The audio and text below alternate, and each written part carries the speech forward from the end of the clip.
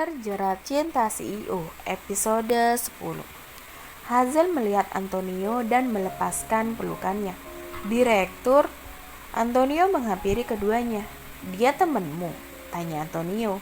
"Iya tuan, dia Evan, teman saya. Dia di sini untuk membantu memperbaiki komputer ini. Evan, ini atasan saya, Direktur Antonio." Antonio dan Evan saling menatap dengan tatapan tajam. "Kamu bisa pergi ambil hadiahmu dari departemen keuangan kami." "Ah, sudahlah. Saya senang dapat menolong Hazel di sini. Saya tidak melakukannya untuk uang. Jadi, apa yang Anda inginkan?"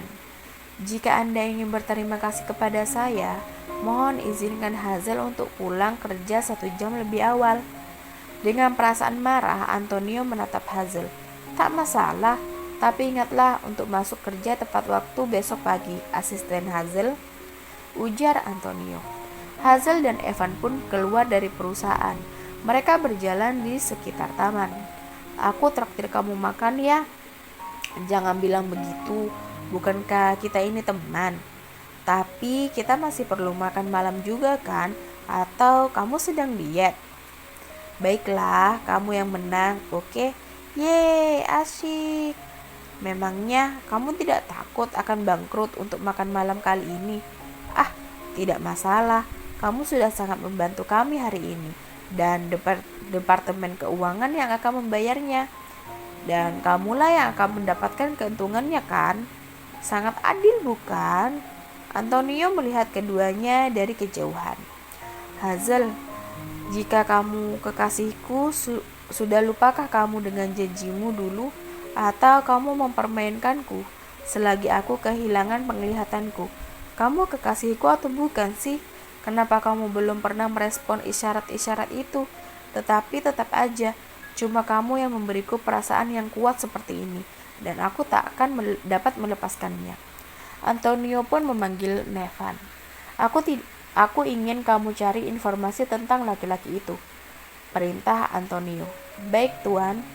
Di sebuah restoran, Hazel dan Evan sedang makan di restoran Jepang. "Sejak kapan kamu berganti bos baru?" tanya Evan. "Beberapa minggu yang lalu. Entah bagaimana dia bisa menjadi bos baruku. Aku juga belum tahu apa yang terjadi sejauh ini." Hazel memakan makanannya dengan sangat lahap. "Pelan-pelan, gak ada yang rebut makananmu kok. Perempuan biasanya menghindari makanan pedas karena takut jerawatan. Kalau kamu lebih pedas malah lebih suka. Tiap hari gak boleh pikirin gak boleh makan ini, gak boleh makan itu. Tanpa harus makanan lezat ini, bukankah hidup ini sangat membosankan?" Kebetulan Evan dan Hazel duduk di dekat jendela. Dengan sangat mudahnya Antonio untuk mengawasi mereka berdua. "Aku bosan sampai mengikutinya karena kamu, Hazel. Aku sudah membuat banyak pengecualian untukmu." Antonio terus memperhatikan Hazel yang sedang mengobrol dengan Evan. Sesekali Hazel tertawa dan mereka terlihat sangat akrab. "Ngomong-ngomong, masakannya enak juga. Dia tahu selera makan saya. Hazel, kamu masih punya hutang traktir padaku." Antonio pun tersenyum licik. Besok siangnya, Hazel sedang membereskan semua file-file di mejanya. "Asisten Hazel, ayo kita makan siang bersama." "Oke, sebentar." Hazel pun hendak pergi ke kantin, tapi ponselnya berdering.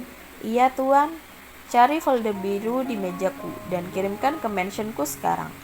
"Hah, sekarang? Kenapa harus pas waktu makan siang sih?" gumam Hazel.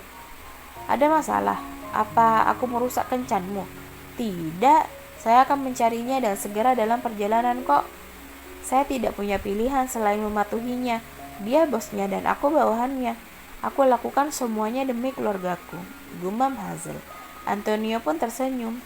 Hazel memanggil taksi. "Pak, ke mansion di tepi danau ya, minta tolong cepat." "Baik, Nona." Kenapa dia terlihat sangat marah, dan mengapa juga dia terburu-buru dengan file ini? Di mansion, di ruang kerja Antonio.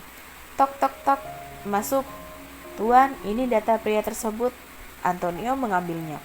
Evan Sanders, pria 25 tahun dari Driver Club, serta 4 properti kelas atas di kota A dan kota X.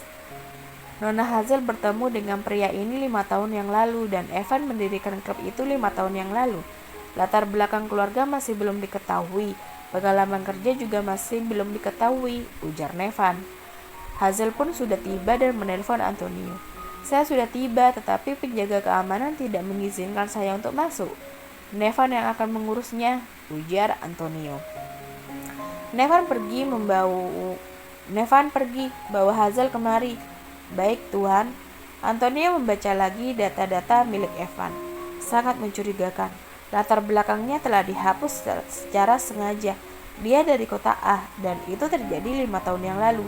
Itu tidak mungkin suatu kebetulan, kan? Nevan pun bertemu dengan Hazel di luar mansion. Nona, asisten, ambillah kartu ini. Kartu? Untuk apa? Tanya Hazel. Untuk masuk ke dalam.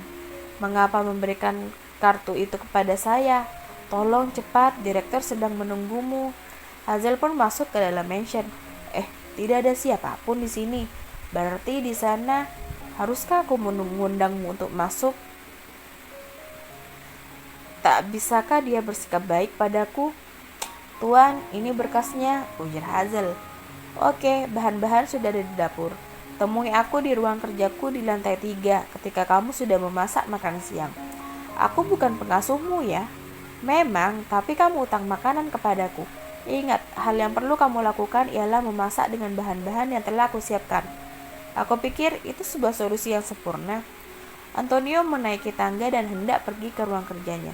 Jadi dia memanggilku ke sini untuk melayani dia di rumahnya. Hah, usaha yang bagus. Nona Hazel, jangan bilang kamu tidak bisa memasak ya. Jujur aja, itu bukan hal yang memalukan kok. Karena banyak perempuan yang tidak dapat memasak belakangan ini. Hah, siapa bilang aku tidak bisa memasak? Di mana dapurnya? Tanya Hazel. Lurus di sebelah kiri, belok kanan. Buatkan aku 2 hidangan daging, 1 hidangan sayur, dan 1 sup. Mau tidak mau, Hazel pun pergi ke dapur dan bersiap untuk memasak. Antonio pun tersenyum puas. Bersambung.